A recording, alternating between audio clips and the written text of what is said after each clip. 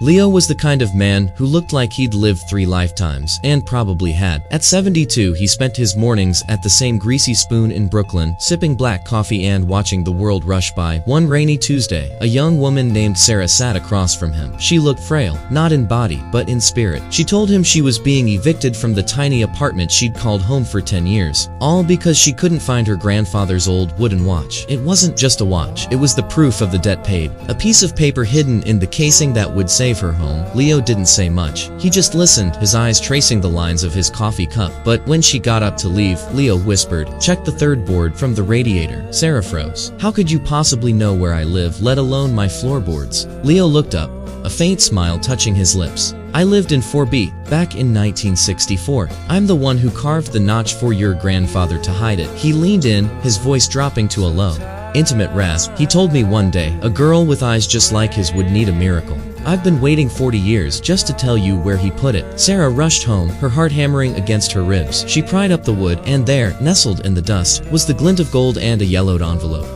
She went back to the diner the next day to thank him. But Leo's seat was empty. The waitress said, "Honey, nobody has sat in that booth for 20 years. Sarah looked down at the watch in her hand. It was ticking, perfectly, for the first time in decades.